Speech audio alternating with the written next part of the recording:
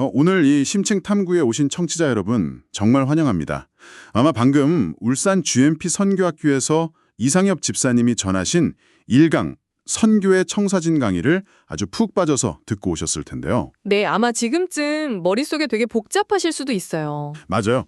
그 막 모달리티, 소달리티, 또 미시오데이 이런 묵직하고 낯선 단어들이 이리저리 맴돌고 계실 텐데 오늘 저희가 이 심층 탐구를 통해서 달성하려는 미션은 아주 분명합니다. 단순히 그 훌륭했던 강의를 기계적으로 요약하는 건 아니죠. 그럼요.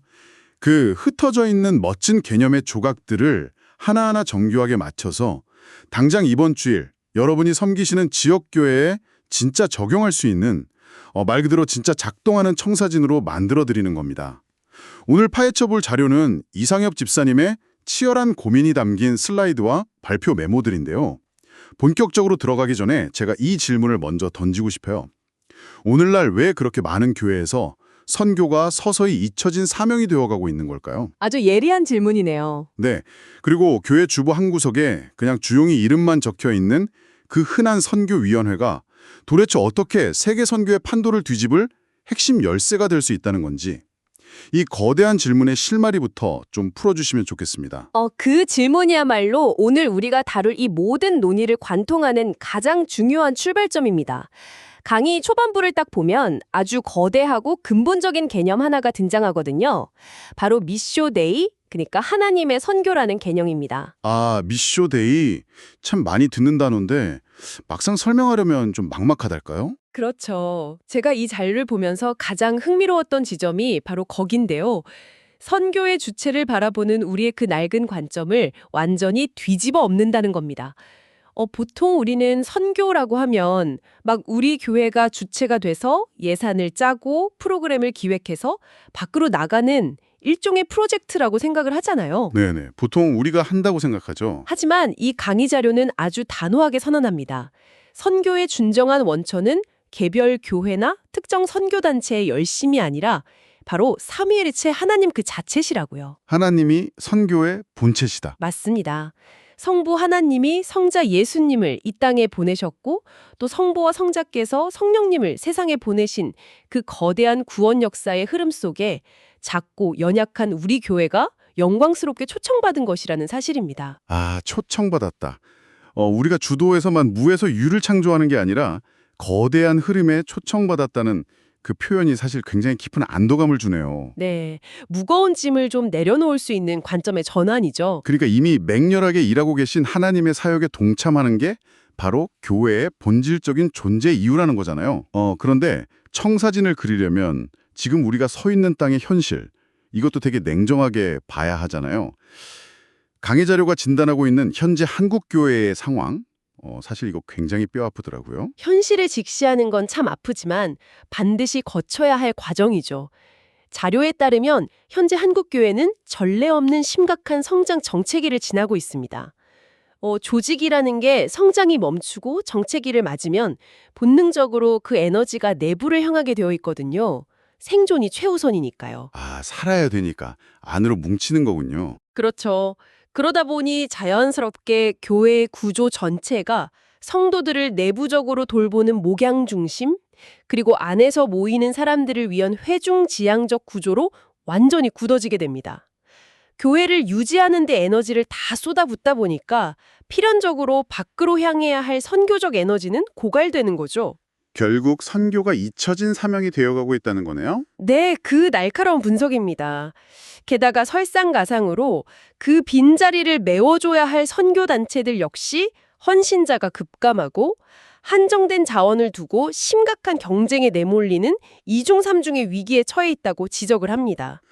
그래서 오늘 이 대화를 듣고 계신 청취자 여러분께 제가 직접 한번 여쭤보고 싶습니다.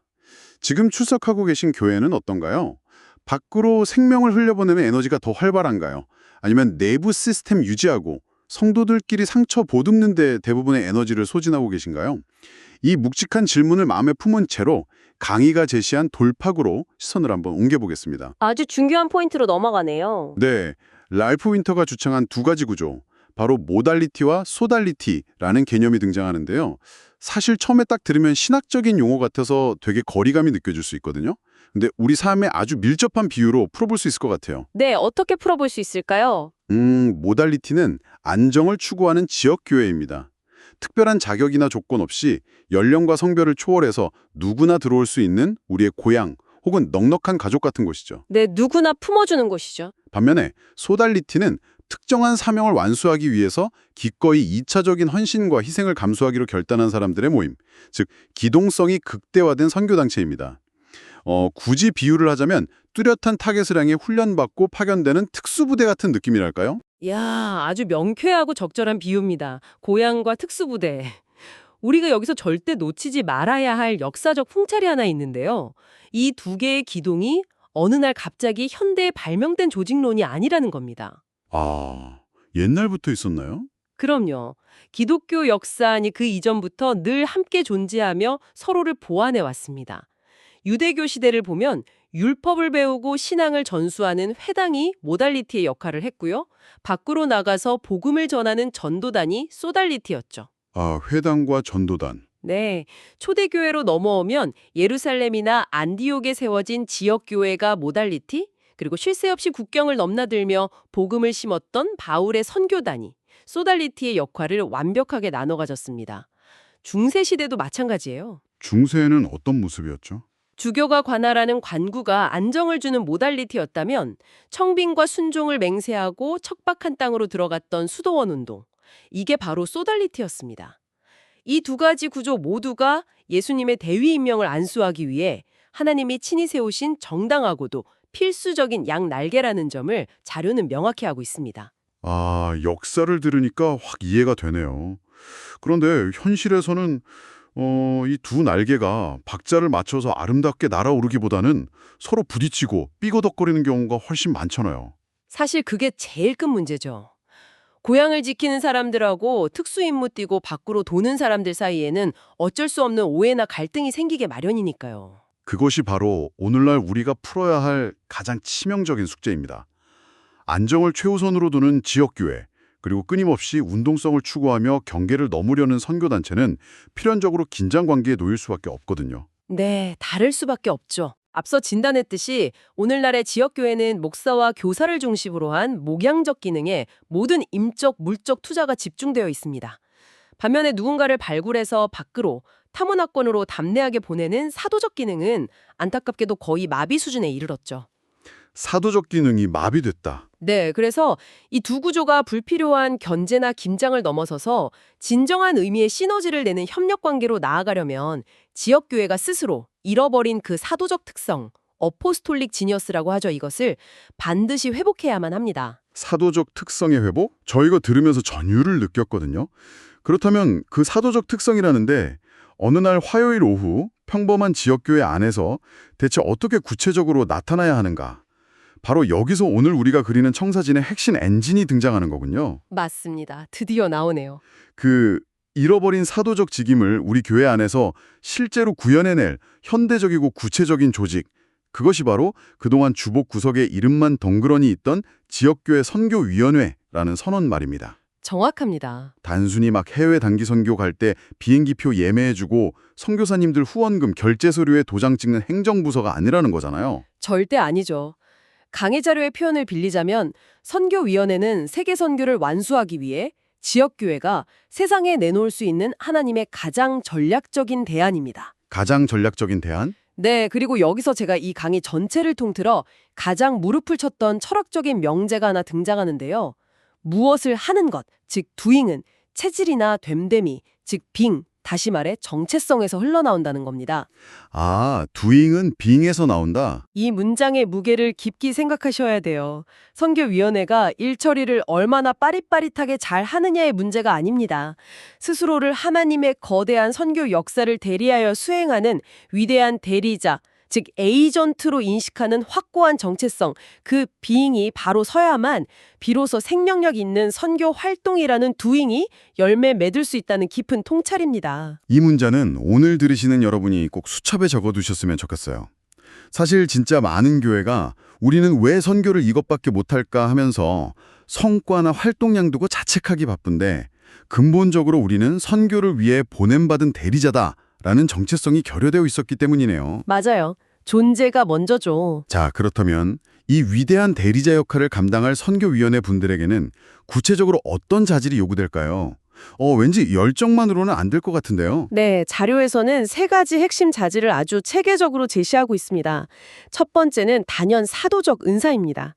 에베소서 4장 11절을 근거로 해서 복음을 전하고 섬기는 일에 가슴이 뜨겁고 시선이 항상 교회 밖을 향해 있는 개척적인 성향의 인물들이 위원회에 포진되어야 합니다. 일단 밖으로 나가는 동력이 있어야 하니까요. 네, 기존의 편안한 질서에 안주하기보다는 끊임없이 낯선 곳으로 나아가려는 동력이 있어야 하죠. 배가 앞으로 나가려면 일단 엔진 출력이 강력해야 하는 거랑 같군요.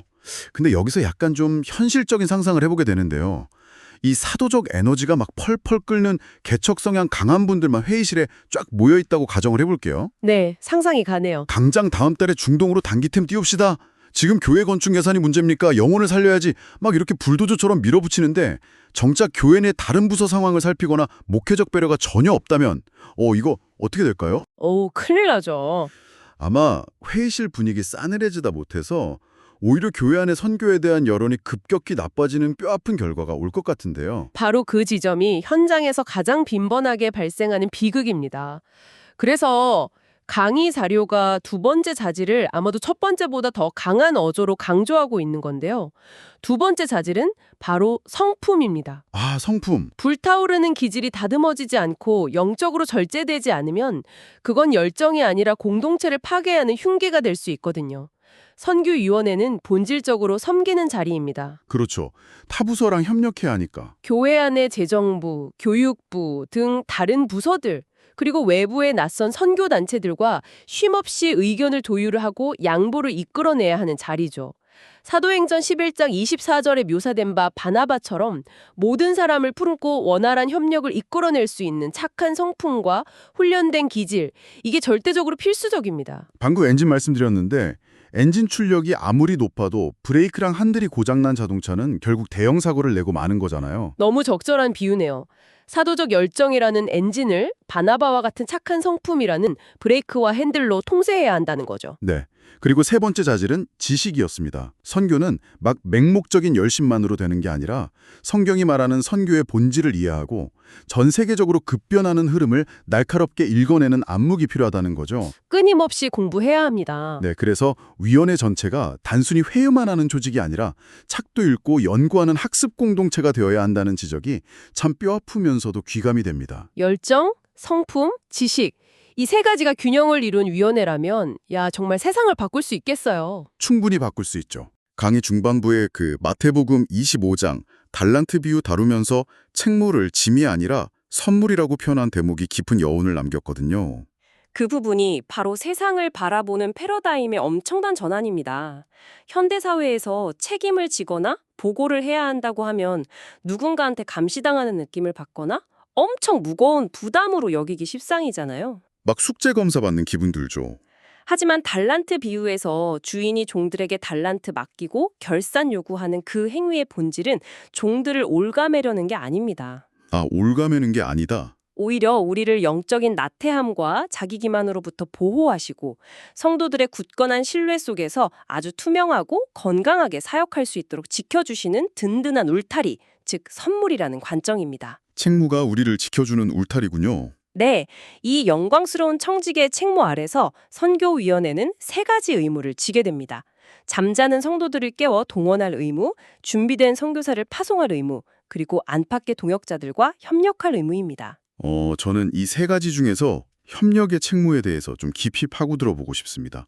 강의 자료가 형제 한국교회 선교의 가장 아킬레스건으로 개교회 독자주의를 지목했거든요.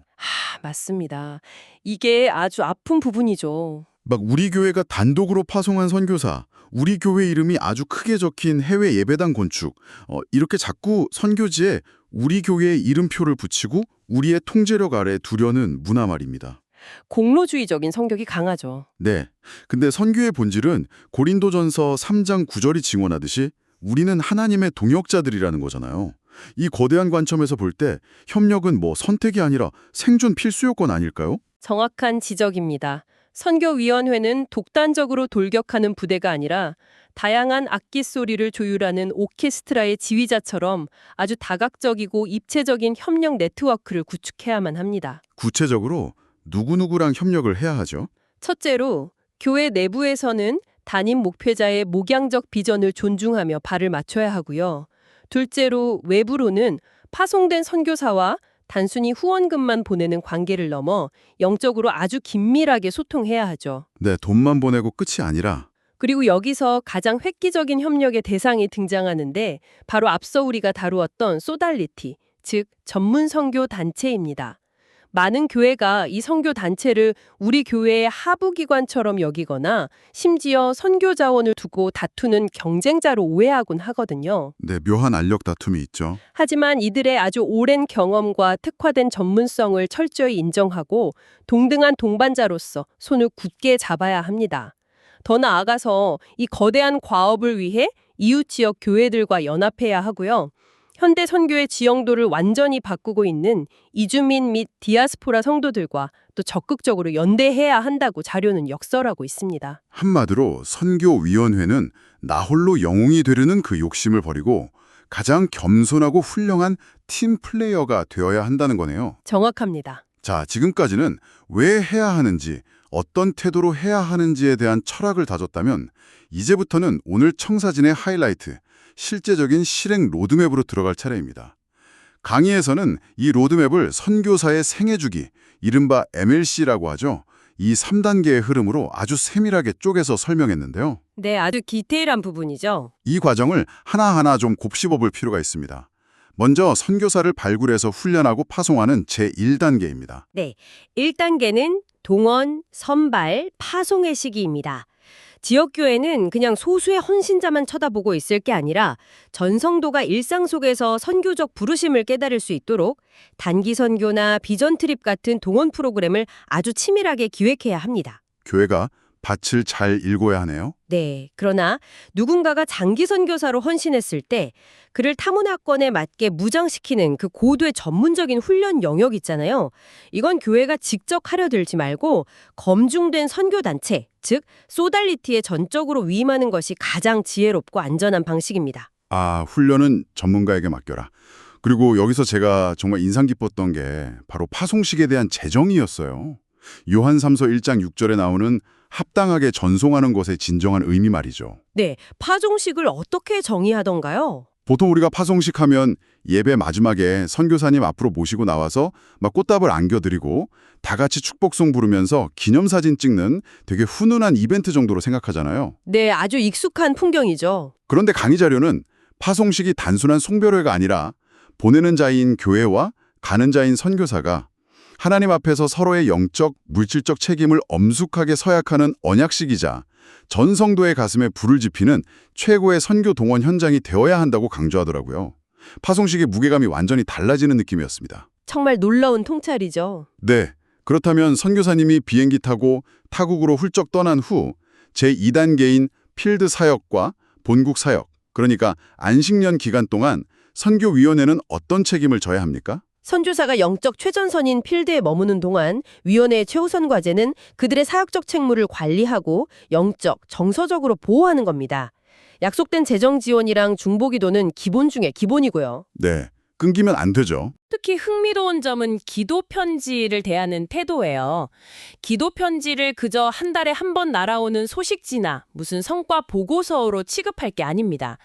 보이지 않는 동역의 끈을 확인하고 선교사의 내면 상태를 읽어내는 아주 핵심적인 영적 진단 도구로 삼아야 한다는 거죠. 아, 행간을 읽어야 한다는 거군요. 네. 그리고 무엇보다 중요한 게 안식년을 맞아서 본국으로 귀환했을 때의 관리입니다. 아, 이 본국 사역 기간의 관리가 진짜 뼈 때리는 내용이 많았어요. 많은 교회가 선교사님 돌아오시면 그동안 수고하셨으니까 푹 쉬다 가세요 이러면서 방치하거나 아니면 반대로 교회 곳곳 사역에 막 무리하게 투입하곤 하잖아요. 뽕을 뽑으려고 하는 경우도 있죠. 맞아요. 하지만 자료에서는 이때가 서로에게 생명을 불어넣을 수 있는 골든타임이라고 강조합니다. 재입국할 때 겪는 극심한 영문화 충격이나 사역지 트라우마를 회복할 수 있도록 외부 전문기관이랑 연결해서 철저한 디브리핑 과정을 제공해야 한다는 거죠. 선교사의 내면을 먼저 살려내는 게 우선입니다. 네. 그리고 회복된 선교사님들을 청년부 집회나 구역 모임에 투입해서 교회 내부의 그 식어가는 선교 열기를 다시 뜨겁게 일깨우는 최고의 자원으로 활용하라는 전략. 이거 진짜 좋더라고요. 네, 윈윈 전략이죠. 게다가 다시 사역지로 돌아갈 때는 그냥 조용히 공항에 배움 가는 게 아니라 첫 파송 때만큼이나 아주 결연한 재파송식을 통해서 힘을 실어줘야 한다는 이 디테일, 당장 교회 행정에 도입해야 할 놀라운 통찰이었습니다. 자, 그럼 이제 가장 무겁고도 외면하고 싶은 현실, 마지막 제3단계인 은퇴와 그 이후의 미래에 대한 이야기로 넘어가 보죠. 안타깝게도 이 3단계야말로 현재 한국 교회가 직면한 가장 현실적이고 뼈아픈 숙제입니다. 네, 마음이 좀 무거워지는데요. 긴 복이잖아요. 하지만 현실적으로 이분들의 노후, 급격히 악화되는 건강이나 주거 문제를 돌볼 물리적인 준비는 턱없이 부족한 실정입니다. 네, 갈 곳 없는 분들이 정말 많으시죠. 이 무거운 짐은 개별 교회나 파송단체 어느 한쪽이 홀로 감당할 수가 없습니다. 교단, 지역교회, 선교단체가 반드시 머리를 맞대고 연합해서 구체적인 안전망을 구축해 나가야 합니다. 협력이 여기서도 필수네요. 그렇죠.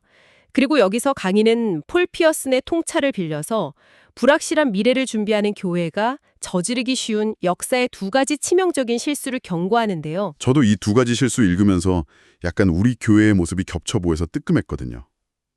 첫 번째 실수는 시대가 격변해서 분명히 새로운 접근 방식이 필요한데도 우리는 원래 이렇게 해왔다면서 옛날 방식만 고집하는 화석화된 태도죠. 네, 변하지 않으려는 고집이죠. 두 번째 실수는 그와 정반대로 시대에 뒤처지지 않겠다면서 세상 트렌드랑 껍데기 변화만 막 쫓아가다가 정작 복음이라는 절대적인 핵심 가치마저 가볍게 내다버리는 타협의 실수입니다. 이 두 극단의 함정을 다 피해야 한다는 거잖아요. 정확합니다. 그래서 선교위원회를 이끄는 리더십들에게는 단순한 행정력을 넘어선 고도의 총찰력이 요구되는 거예요. 전 지구적으로 빠르게 재편되는 거시적인 선교 흐름, 즉 매크로를 읽어내는 동시에 우리 교회가 발딛고 있는 바로 이 동네, 이 지역사회만의 미시적이고 특수한 상황, 마이크로를 정확히 파악해서 균형 잡힌 전략을 수립해야 합니다. 야, 오늘 대화를 나누면 나눌수록 주보 한 칸을 차지하고 있던 선교위원회라는 이 5글자의 무게감이 상상을 초월할 정도로 묵직하게 다가옵니다. 이제 이 깊은 탐구를 마무리해야 할 시간인데요. 자료 결론부에 레슬리 뉴비긴의 아주 유명하지만 서늘한 명언이 하나 등장하죠. 네, 이거는 오늘 이 대화를 귀 기울여 듣고 계신 청취자 여러분의 교회를 향해 던지는 가장 직설적이고 중요한 질문이 될 겁니다. 레슬리 뉴비긴은 이렇게 통찰했습니다. 교회가 하는 모든 일에 선교적 차원, 그러니까 냄새나 분위기가 묻어날 수는 있지만 교회가 하는 모든 일에 뚜렷한 선교적 의도가 있는 것은 결코 아니다. 와, 진짜 전곡을 찌르는 말이네요. 그러니까 우리가 막 주일학교 아이들을 가르치고 주방에서 성도들 위해 밥 짓고 지역사회 위에 바자회 여는 이 모든 아름다운 섬김의 일들에 넓은 의미의 선교적 향기는 묻어날 수는 있겠죠. 네, 그 자체로 귀한 일이죠. 하지만 그것만으로 안심해서는 안 된다는 거잖아요. 그 활동들이 이 세상을 구원하시려는 하나님의 거대한 복음화 계획이랑 대체 어떻게 연결되는지, 그 뚜렷하고 날카로운 의도와 치밀한 전략을 가지고 진행되는 건 완전히 다른 차원의 문제라는 이 뼈 때리는 지적입니다. 네, 의도가 핵심입니다. 그래서 오늘 강의를 방금 듣고 오신 여러분께 묻고 싶습니다. 당신의 교회는, 그리고 당신의 속한 선교위원회는 어떤 분명한 의도를 가지고 계십니까? 당신의 교회가 뿌리 내리고 있는 그 지역만의 특수성, 즉 지역 중심성에 기반해서 누구를 어떻게 살려낼 것인지에 대한 뚜렷한 청사진의 도면을 과연 그려놓으셨습니까? 선교위원회는 이제 그 수동적으로 서류 처리하고 예산 분배하는 행정부처라는 낡은 허물을 과감히 벗어던져야 합니다. 네, 과감하게요. 하나님의 거대한 선교, 삼위일체 하나님의 미셔데이에 능동적으로 동참하기 위해서 교회의 심장부에서 가장 역동적으로 박동하는 사도적 심장이 되어야 합니다. 선교사의 생애주기 전체를 마치 부모의 심정으로 세밀하게 관리하고 돌보면서 내 교회의 울타리를 넘어 안팎의 동역자들과 겸손하게 협력하는 법을 배울 때, 바로 그때 청취자님의 교회가 그 자체로 이 시대의 절망을 끊어낼 위대한 선교적 대항이 될 것입니다. 완벽한 결론입니다. 오늘 이 긴 대화를 함께하신 청취자 여러분, 이번 주일 교회 가시면 제일 먼저 주보 딱 펼쳐서 선교위원회라는 글자를 한번 지그시 바라보시길 바랍니다. 그리고 우리 교회가 예산을 들여서 외부를 향해 하고 있는 그 각종 활동들을 의도라는 새로운 렌즈를 끼고 한번 관찰해 보십시오. 분명히 지난주와는 완전히 다른 것들이 눈에 들어오기 시작할 겁니다. 자, 여기서 인사드리기 전에 오늘 나눈 통찰의 기반으로 이번 주 내내 곰곰이 씹어보실 만한 아주 도발적이고 새로운 관점의 질문 하나를 남겨드리고자 합니다. 이 질문이 아마 잠자는 대로 확 깨워줄 겁니다. 네, 오늘 우리는 전통적인 의미의 모달리티인 물리적 지역교회 그리고 소달리티인 선교단체가 역사적으로 어떻게 협력해 왔는지를 아주 심도 있게 다뤘습니다. 철저히 물류적인 공간과 국경에 기반한 사역이었죠. 네, 우리가 발딛고 있는 현실이 그랬으니까요. 그렇다면 우리의 상상력을 앞으로 다가올 10년, 20년 뒤의 미래로 대담하게 한번 확장해 볼까요? 인공지능이 일상이 되고 국경이라는 개념 자체가 완전히 무의미해지는 가상현실과 글로벌 디지털 커뮤니티가 급부상하는 시대가 오고 있습니다. 과연 그때에도 우리가 생각하는 지역교회나 이주민 성도의 정의가 지금이랑 똑같을까요? 완전히 다를 것 같은데요. 어쩌면 다음 세대의 영혼을 사로잡을 가장 강력하고 파괴적인 소달리티는 특정 국가의 본부를 두지 않고 완전히 가상 공간에만 존재하는 무형의 디지털 선교 운동일지도 모릅니다.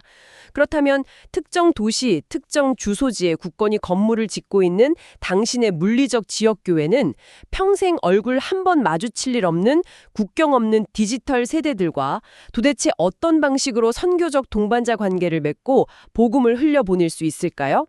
이 거대하고 두려운 문명사적 변화 앞에서 당신이 오늘 밤부터 새롭게 그려나갈 선교의 청사진 도면 위에는 어떤 여백이 남아 있습니까? 와, 묵직하게 땅에 발딛고 있는 물리적 지역 교회와 막 무한히 확장하는 가상 공간의 디지털 소다이티의 만남이라는요. 진짜 머리가 띵해질 정도로 충격적이면서도 동시에 심장이 미친 듯이 두근거리는 가슴 벅찬 질문입니다. 새로운 시대의 청사진이 필요하죠. 당장 우리 교회 선교위원회 청사진 도면 다 지우고 백지에서 다시 그려야 할지도 모르겠네요.